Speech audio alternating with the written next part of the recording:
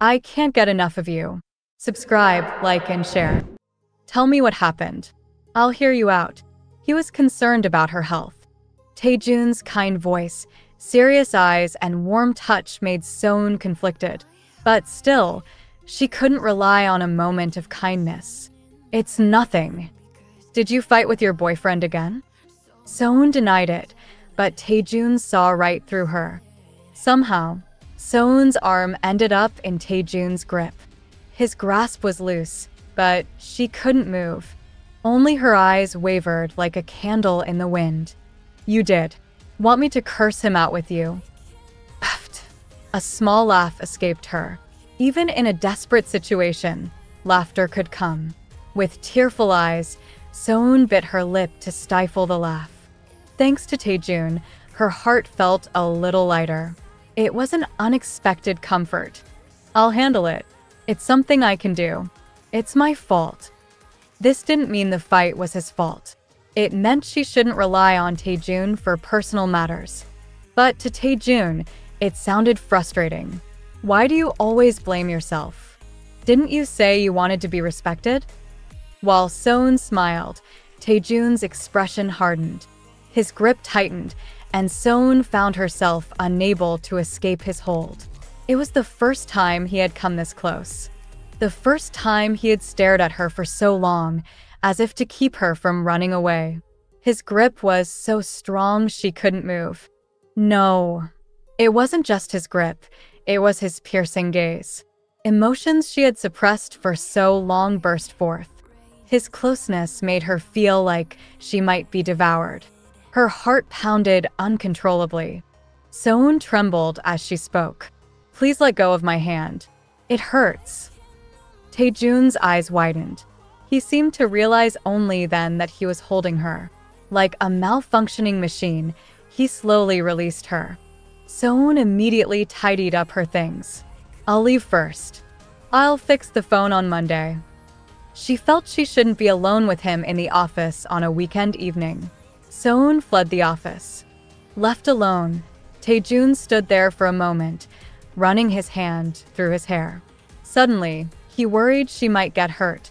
A woman who remains pure and devoted despite being treated poorly by her boyfriend and his family. A woman who's too righteous, like a moral textbook. Everything would end tomorrow. Tomorrow, she would painfully realize how foolish she had been. That thought made him restless, unable to sleep. After a 2-hour flight, Hyuk and Hyunji arrived in Tokyo, Japan. Upon arrival, they immediately met with a headhunter as per Tae-joon's request to meet a potential recruit for K Electronics. Hyunji was not only fluent in English but also in Japanese. Despite Hyuk being more senior in legal experience, he learned a lot from Hyunji. He was proud to have an intelligent and beautiful woman like her interested in him. However, he couldn't stop thinking about So-eun. He couldn't forget how So-eun demanded he tell Choi Hyunji about her surgery. He also felt guilty about leaving for this trip after angrily arguing with So-eun. How can I break up with her if she gets this sensitive over small things? Are you going to keep that frown on your face during this precious overseas trip? Even after they arrived at the hotel, Hyuk was still frowning, causing Hyunji to complain. Tae-joon had booked their stay in adjacent rooms at the hotel. It was a rare opportunity, and she planned to have fun, but Hyuk was so preoccupied that it dampened her mood. Stop thinking about Han So-eun. How can you be thinking about her when I'm right in front of you? Unable to hold back any longer, Hyunji scolded him, snapping him out of his thoughts. He leaned in closer, closed his eyes, and Hyunji fused her lips to his. Her tongue darted out, licked the seam of his mouth, and entered to explore. He was hesitant at first but caught on quickly, devouring her with passion as they stroked each other. Kissing her, the taste of her, drove him insane. He wanted more, needed it, and quickly knew he was about to lose control. Hyunji broke the kiss, breathing hard, and their gazes held. Desire made his eyes appear almost black as he stared at her. Him lips parted, but she spoke first. No, this isn't right. Huh? The thing I hate the most is to timing, Appa. Make it clear. Break up with her. Then I'll be yours. Her eyes sharpened. It was a stern warning that she wouldn't tolerate being treated unfairly. Though he was physically excited, Hyuk had no choice but to back off. Choi Hyunji was a tough lawyer. He liked her, but knew he had to be cautious. Hyunji, seeing this, laughed. Appa looks cute when he's down. You're really cute the more I see you. Hyunji pulled Hyuk's head into her embrace, laughing joyfully. Choi Hyunji was a completely different type of woman compared to the naive Han So-eun. She knew exactly how to handle men. She pushed his head back slightly and asked, "You're going to end things right after we get back to Korea, right? I don't want to see So-eun anymore." While Hyunji had the best charm, So-eun had the better body. Hyuk hesitated, still having lingering feelings. But thinking about the future, it was better to end it sooner rather than later. But what if So-eun demands alimony or threatens to expose everything to the company? Why are you still hesitating, Appa? It's not like that. There's nothing to hesitate about. My feelings for So-eun ended a long time ago. Then what's the problem? Tell me everything. Actually, my mom. Yeah, what about your mother? No, it's nothing. Why? Why nothing? What were you going to say? My mom got a liver from So-eun. So-eun gave my mom part of her liver. He couldn't bring himself to confess. My mom likes you more than So-eun. Really? I knew it. Hyunji smiled contentedly. My appa is too good for So-eun. Hurry up and break up. Let's be a lawyer couple, okay? Your mom will recover faster if she sees a daughter-in-law she likes. A lawyer couple. A daughter-in-law who pleases mother. Hyunji's sweet words made Hyuk feel ecstatic just imagining it. So-eun returned to the hospital where Mal-hee was admitted. Despite her argument with Hyuk and not having contacted him since, she couldn't ignore her promise. She couldn't turn away from Kim Mal-hee, who needed her help.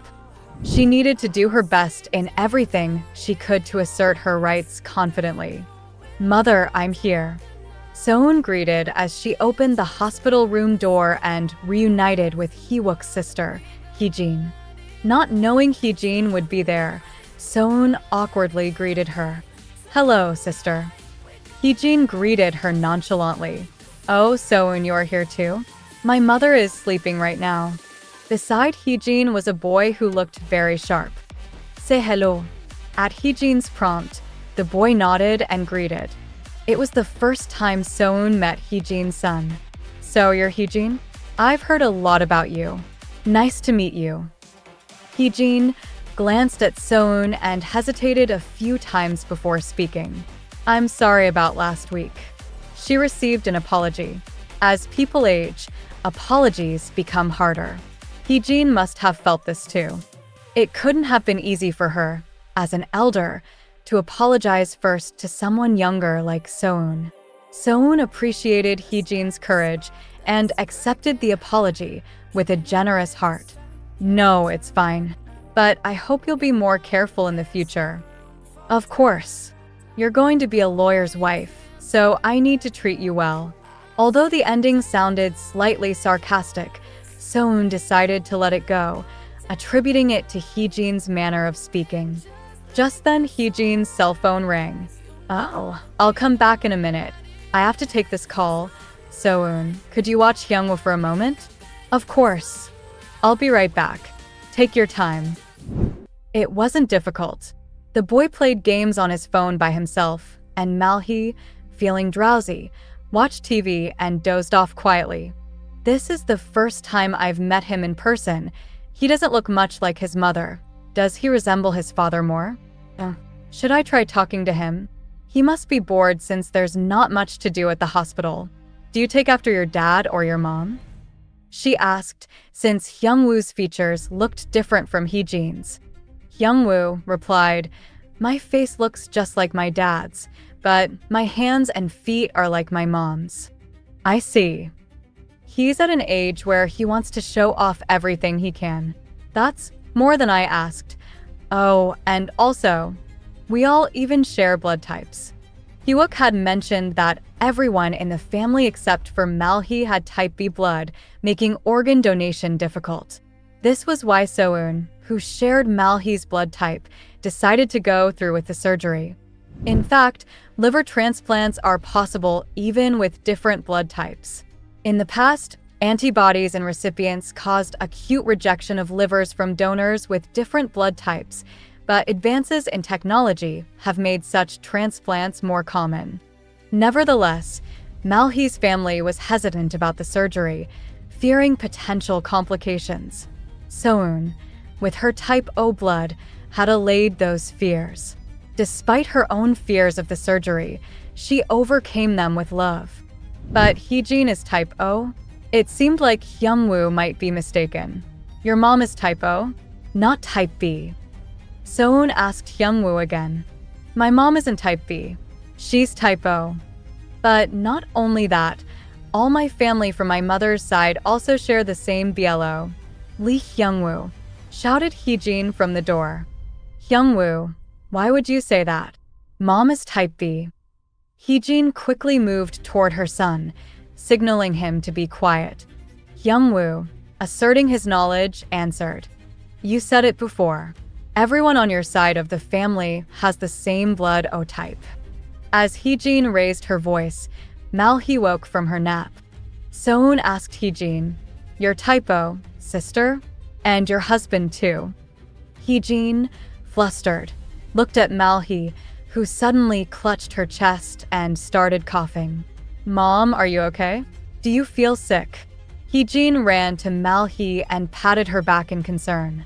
Having spent a month caring for Malhee like family, So-eun knew her well. Malhee had a habit of coughing when faced with awkward situations. It was a way to avoid them. So-eun, let's talk later. Mom seems very unwell. Are you really type O, sister? Hee-jin tried to use Malhee's condition as an excuse to avoid the issue, but So-eun persisted. Why did you tell me you were type B?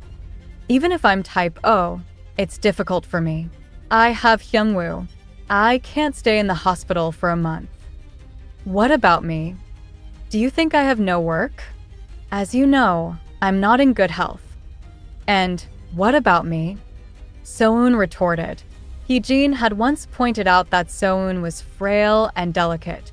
So-eun, maintaining her gaze on Hee-jin, then looked at Malhee. You couldn't have not known, mother. Why did you hide it, mother? You had a daughter with the same blood type close by. Why did you keep it a secret? You said I was like your own daughter. You said I was closer to you than your own daughter. Does Hyuk know? No, wait, So-eun. She's genuinely feeling sick. You know how weak her blood No, you don't need to explain anything. I'll hear everything straight from Hyuk.